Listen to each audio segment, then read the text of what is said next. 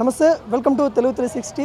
ఈరోజు GHMC counselling meeting ఏర్పాటైతే జరిగింది. దాంట్లో కొంత గందరగోళం అయితే జరిగింది. బీఆర్ఎస్ కార్పొరేట్లను కూడా అరెస్ట్ చేసేసి రాంగోపాల్పేట పోలీస్ స్టేషన్కి అయితే తీసుకొచ్చారు. అసలు ఎందుకు జరిగింది, ఏం జరిగిందనేది తెలుసుకుందాం. మనతోని సీతాఫల్ మండి కార్పొరేటర్ ఏమ శ్యామల గారు అయితే ఉన్నారు. మేడం, అసలు ఏం జరిగింది, అసలు అక్కడ అంత ఉద్రిక్తత జరగడానికి గల కారణం ఏంటి, మిమ్మల్ని అరెస్ట్ చేసి ఇక్కడ తీసుకురావడానికి గల కారణం ఏంటి? అసలు ఇష్యూ చేసింది కాంగ్రెస్ పార్టీ. మేము ఏం చెప్పామంటే బడ్జెట్ ఫస్ట్ యాక్చువల్గా ఎజెండాలో ఫస్ట్ బడ్జెట్ పెట్టాలనుకున్నారు. బట్ బడ్జెట్ మీద మాకు చాలా డౌట్స్ ఉన్నాయి.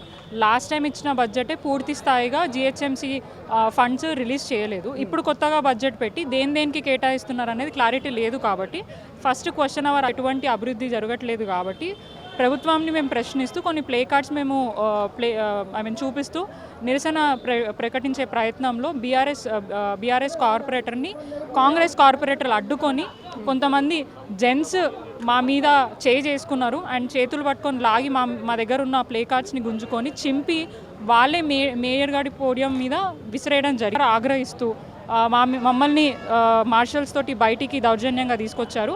మా బీఆర్ఎస్ కార్పొరేటర్లు ముగ్గురు మహిళలని బయటికి తీసుకొచ్చి పోలీస్ స్టేషన్కి పంపించే ప్రయత్నం చేశారు. మేము కౌన్సిల్లో వారు ఖచ్చితంగా ఉండాలి, తప్పు మేము చేయలేదు, మేము ప్రశ్నించడం కేవలం అక్కడ చింపి ఇష్యూ చేసిందంతా కాంగ్రెస్ కార్పొరేటర్. ఓన్లీ ప్రశ్నించారని చెప్పారు. మేము కూడా ఇంతకుముందే అక్కడ కాంగ్రెస్ సంబంధించిన వాళ్ళు కొంతమందితో మాట్లాడడం జరిగింది. వాళ్ళు ఏంటంటే బీఆర్ఎస్ కార్పొరేటర్లు అంటే గిచ్చికయ్యం పెట్టుకునే సిచ్యువేషన్ తీసుకొని వచ్చారు, వాళ్ళే మా మీదకి ఇలా తీసుకొని వచ్చారని వాళ్ళు చెప్తున్నారు. ఇలా మీరు విజువల్స్ చూడండి, అక్కడ మాకంటే ముందు పోడియం దగ్గర ఎవరు వెళ్ళినారు మీరు విజువల్స్ క్లియర్గా చెక్ చేస్తే కాంగ్రెస్ కార్పొరేటర్లు వెళ్ళి దాని చుట్టూ నుంచున్నారు. వాళ్ళు వెళ్ళినారు కాబట్టి మేము మా నిరసన ప్రకటించడానికి ప్లే కార్డ్స్ పట్టుకొని వెళ్ళాము. వెళ్ళిన తర్వాత ప్లే కార్డ్స్ ఇది ఫస్ట్ టైం కాదు, గత బీఆర్ఎస్ ఉన్నప్పుడు కూడా చాలామంది బీజేపీ కార్పొరేటర్లు కానీ ఇంకా వేరే కాంగ్రెస్ కార్పొరేటర్లు వాళ్ళు కూడా ప్లే కార్డ్స్ తీసుకొని వచ్చి వాళ్ళ బాధలేమో తెలిపినరు.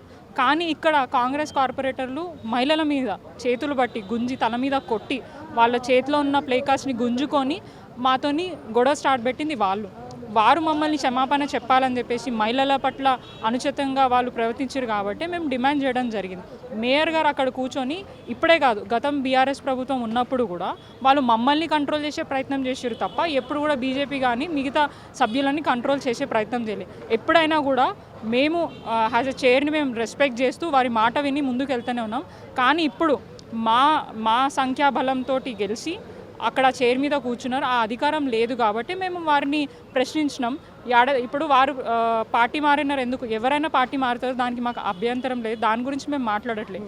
And last time council meeting అయినప్పుడు మేయర్ గారు ఆఫ్టర్ ఆల్ కార్పొరేటర్స్ అన్నారు.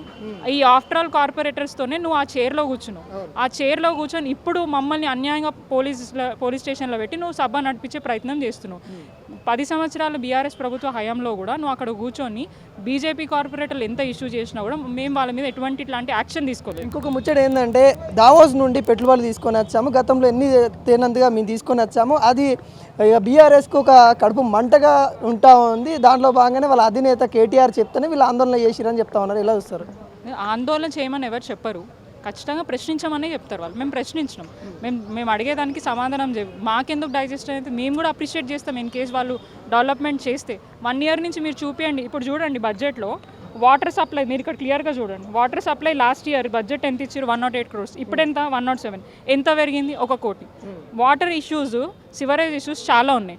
అవి కాక ఇంకా ఎన్నో టౌన్ ప్లానింగ్ ఇష్యూస్ కానీ హౌసింగ్ కానివ్వండి, ఎటువంటి చేంజెస్ లేవు బడ్జెట్లో. మీరు ప్రతి ఒక్కటి చూసుకోండి. క్యాపిటల్ ఎక్స్పెండిచర్ కానివ్వండి, సాలిడ్ వేస్ట్ మేనేజ్మెంట్ 5 కోట్ల పెంచారు. అంటే ఈ బడ్జెట్ అనేది ఎక్కడ పోతుంది?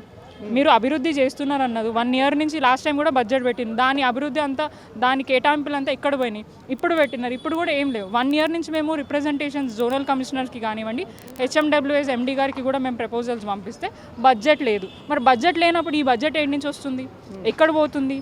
ఎక్కడ డెవలప్మెంట్ అవుతుంది? అంటే కేవలం వాళ్ళకి కావాల్సిన పనులు మాత్రమే అయ్యి కమిషన్లు వస్తే దానికి వాళ్ళు ఆమోదిస్తున్నారు తప్ప మేము ప్రజలకి సంబంధించిన ఏవైతే ఇష్యూస్ ఉన్నాయో వాటి మీద వీళ్ళు ఫోకస్ చేయట్లేదు. ఇది క్లియర్ ఎజెండా. అక్కడ ఈరోజు మీరు క్లియర్గా చూసుకోవచ్చు. మేము ప్రశ్నించినాం, మీరు విజువల్ చూస్తే క్లియర్గా తెలుస్తుంది. అన్యాయంగా ఆ కార్పొరేటర్లని బయటికి పంపించి సభ నడిపించాల్సిన అవసరం ఏముంది? ఇష్యూ చేసిన కాంగ్రెస్ కార్పొరేటర్లను మాత్రం అక్కడే కూర్చోబెట్టారు. ఆయనను బయటికి తీసుకెళ్ళి మళ్ళీ వదిలేసారు. ఆడనే కూర్చొని ఆయన పిచ్చి పిచ్చిగా మాట్లాడుతారు. ఆయనను మాత్రం వదిలేస్తారు కానీ మమ్మల్ని మాత్రం పోలీస్ స్టేషన్లో పెట్టి ఇన్ని 10 సంవత్సరాల కాలంలో ఇట్లాంటిది ఎప్పుడు జరగలేదు. మా సంఖ్యాబలంతో మేము ఓట్లు వేస్తే గెలిచి సిగ్గు లేకుండా ఆ చైర్లో కూర్చొని ఇప్పుడు మమ్మల్ని ఇట్లా పోలీస్ స్టేషన్లో కూర్చోబెట్టి వాళ్ళు సభ నడిపించే ప్రయత్నం చేస్తున్నారు. మేము తీవ్రంగా ఖండిస్తున్నాం. అండ్ మోర్ ఓవర్ మా స్ట్రెంత్ ఎక్కువ ఉంది, బీఆర్ఎస్ పార్టీ స్ట్రెంత్ ఎక్కువ ఉంది. అక్కడ మా ఆమోదం లేకుండా బడ్జెట్ ఎట్లా వాళ్ళు ఓకే చేస్తారు? బడ్జెటే బోగస్ కదా. నువ్వు అసలు లాస్ట్ టైం బడ్జెటే ఇప్పుడు దాకా నువ్వు పూర్తి స్థాయికి ఇంప్లిమెంట్ చేయలేదు. ఇప్పుడు ఇచ్చే బడ్జెట్ కూడా క్లియర్గా డీటెయిల్స్ లేవు. సో అవన్నీ ఇన్ఫర్మేషన్ ఇవ్వడానికి మేము సెకండరీగా మనము డిస్కషన్ చేద్దామన్నారు. కానీ అయినా లేదు. మళ్ళీ మేయర్ గారు బెదిరిస్తున్నారు. మేము ఖచ్చితంగా మీరు ఇట్లనే ఇష్యూ చేస్తే మీకు ఒక్క రూపాయి డెవలప్మెంట్ కూడా కాదు, ఎట్లా జరుగుతుందో చూస్తామని. ప్రజాస్వామ్యం ఇదేందండి, ఎవరికైనా కూడా ఈక్వల్గా ఫండ్స్ అనేది ఇది ఇవ్వాలి. మరి ఆమె కౌన్సిల్లో కార్పొరేటర్లను బెదిరించి ఇవ్వను అనే మాటలు ఎట్లా మేము తీసుకోగలుగుతాం? దాన్ని మేము వ్యతిరేకిస్తున్నాం. వాళ్ళు చేసిన మాటలు ఏమో కనిపిస్తలేవు కానీ మేము గట్టిగా అడిగేసరికి మమ్మల్ని బయటకు పంపించి ఇలాంటి తమాషాలు చేస్తున్నారు. మీ మాత్రం ఊరుకునేది లేదు. ఇంకొక విషయం మేడం, సరే ఈ రాజకీయాలు అంతా ఒకసారి మనం పక్కకు పెడితే తను ఒక మహిళ, మీరు కూడా చాలామంది మహిళలు ఉన్నారు. ఈ మహిళల్ని వాళ్ళ కాళ్ళకి గాయాలైనా కానీ తీసుకొచ్చేసి అరెస్ట్ చేసిన తీరుని ఎలా చూస్తూ ఉన్నారు? సిగ్గుపడాలి మేయర్ గారు. నిజంగా చెప్పాలంటే ఒక బీసీ మహిళ అని చెప్పేసి వారికి అంత ఏమంటారు కెపాసిటీ లేదు మేయర్గా కూర్చునేది. కేవలం వాళ్ళ ఫాదర్ మీద రెస్పెక్ట్ తోటి కేసీఆర్ గారు ఒక మహిళ అని చెప్పేసి, ఒక బీసీ మహిళ అని చెప్పేసి మా అందరి సపోర్ట్ తోటి వారిని ఆ చైర్లో కూర్చోబెట్టినాం.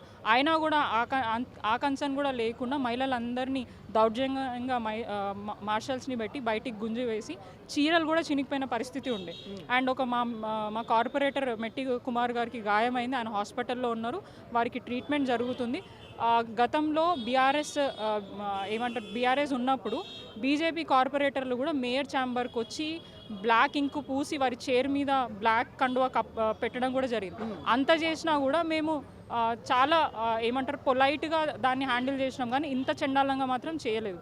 ఖచ్చితంగా ప్రజాస్వామ్యంలో పోడియంకి వెళ్ళి నిరసన తెలిపే హక్కు ఉంటుంది. దాన్ని వాళ్ళు కంట్రోల్ చేయాలి. కానీ ఇట్లా దౌర్జన్యంగా పంపించి మమ్మల్ని మా అందరి సపోర్ట్ తోటి, మా అందరి సహకారంతో ఆమె ఇప్పుడు చైర్లో కూర్చున్నారు. రానున్న రోజుల్లో ఖచ్చితంగా కాంగ్రెస్ పార్టీకి మేయర్కి బుద్ధి చెప్పడానికి మేము సిద్ధంగా ఉన్నాం. ఇది ప్రశ్నిస్తున్న గలాలని సైతం అరెస్ట్ చేసేసి ఇక్కడ ఈ హాస్పిటల్ కాడికైతే తీసుకొచ్చిన సిచ్యువేషన్ అయితే కనబడతా ఉంది. ఇక్కడ మహిళలను కూడా అన్యాయంగా అరెస్ట్ చేశారన్నది కూడా కార్పొరేట్లు అయితే